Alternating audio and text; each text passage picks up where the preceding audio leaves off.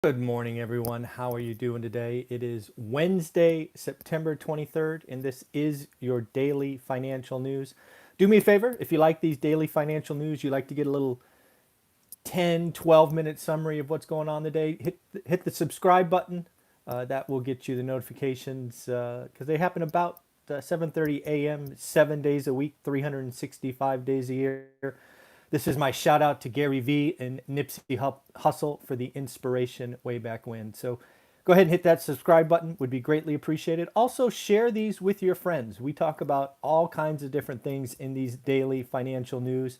So if you ever need a video to share on Facebook or other platforms, feel free. And of course, a shout out to Graham Stephan. Hit that like button.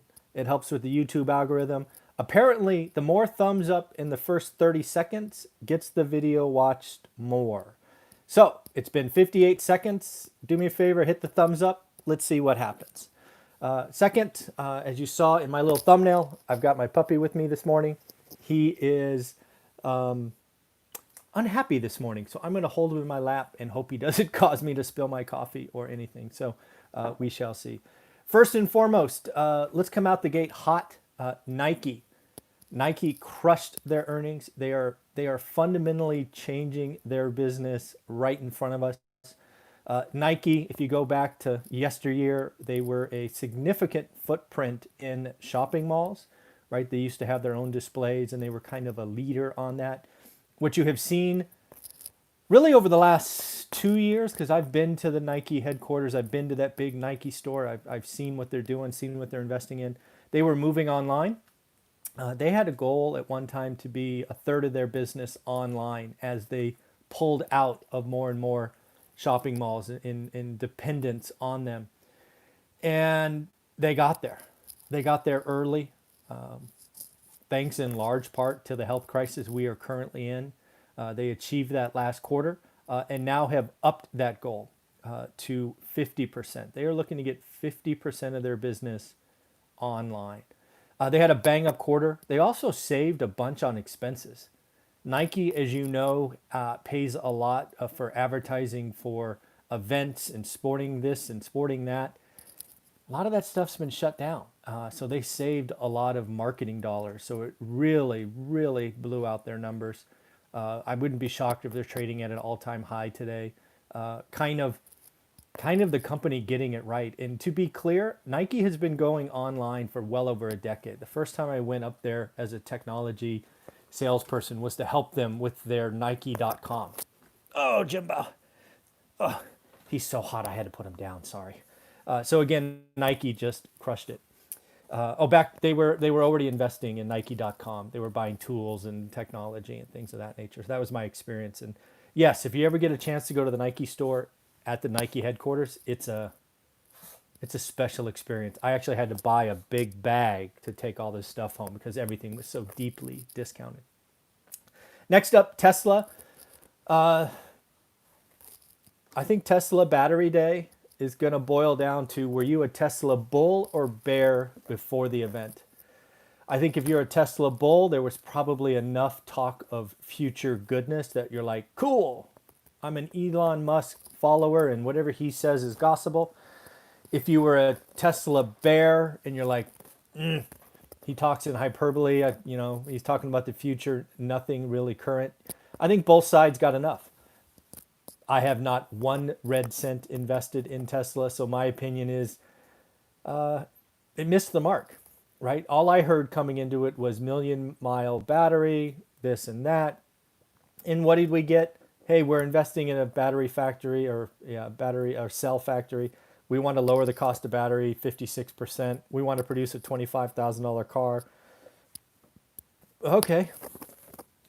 Yeah, that sounds all, well and good, but, where is it? I will say they did some pictures of their cars and that Tesla Roadster and that red. Man, it's a pretty little thing. Woo! But 200 grand? You kidding me? But again, I live in the Silicon Valley, and assuming the Silicon Valley is what it is, there'll be lots of these little red roasters going 0 to 60 in under 2 seconds. But damn, 200 grand? Really? Wow, crazy. Johnson & Johnson deserves a shout out. They join the medical field in starting a phase 3 trial. I think that marks the fourth or fifth company or partnership that is actually in phase 3, record times. We'll see, right? We need something. We need to get to the other side of this. You know, Johnson & Johnson's been around forever. So we'll see. I wish all of them luck. I hope we have options. Man, I hope we just crush this thing. The other thing to talk about today is banks' book value. If you don't know what book value is, it's supposedly what a financial institution's value is when you take their assets minus their liabilities, and thus there's the remaining is their book value. I bring this up because Europe is getting smoked. Europe banks, HSBC, and others are trading significantly below book value. And having seen this movie before, let's just say that book value is probably not really very good, not high quality book value. So this has a chance to spread. In fact, I think it will. These financial institutions are really tied together. So Europe, I was going to say caught a cold, but it seems to be worse than that. Maybe it's a pneumonia. It's hurting, which is I think going to spread. And now makes sense why the Fed and Treasury want to run the banks through another stress test. I think they saw what was coming in Europe and like, holy cow, what is coming? I think the banks are in trouble. I don't think you can trust book value in any of them, and that includes J.P. Morgan, who is the class act of the bunch. I think there is so much cross collateralized stuff. I think there's a lot of pain in commercial.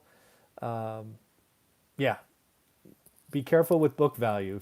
You're going to hear more talking heads on TV saying, "Hey, bank X, Y, and Z is trading at 80% of book value. It's a deal." Well, book value might be a way to value banks in the good times, but not in the bad times. So be careful. Next up, looks like the airlines are going back to the government asking for more money. Their bailout ends October 1st, right? If there's no bailout, they'll have huge layoffs. They're now asking for a bailout till March 1st. No, end of March, March 31st. Travel is at 1970s level. So call me crazy. Why don't we just let capitalism work, creative destruction work, force airlines to consolidate and have less flights? Why do we need this many airlines? It's freaking crazy. Why? I mean, stop it. Why are we creating more and more debt-laden zombie companies? Stop it. We need less airplanes flying. And yes, long term that means prices of flying will rise. Yes. But Jesus, why? I don't understand. Stop bailing them out, force them, encourage them to partner, consolidate, right? Maybe Treasury and the Fed helps with that activity, right? If there needs to be some short-term lending to clean up debts, I don't know. But man, let them go bankrupt. That's what it's for. It's just crazy. Oh, and let's be clear. If they bail out the airlines before they bail out the American people, fire everybody in Congress. That is disgusting. Housing, again, existing home sales on fire yesterday, up almost 12% nationally. Again, I bring that up because all these young folks are talking about a crash next year. It's just not how real estate works. Real estate is not the stock market. It doesn't fall that fast. But today we got mortgage demand. Mortgage demand is 25, mortgage apps are up 25% last year. Now I know that doesn't mean every app's a deal. That's not the point. The fact is there's 25% more people applying for a home loan. So this trend of real estate going up is going to continue. The supply is just that low. The forbearance clearly is keeping people in the home that normally would be some of that supply that we desperately need.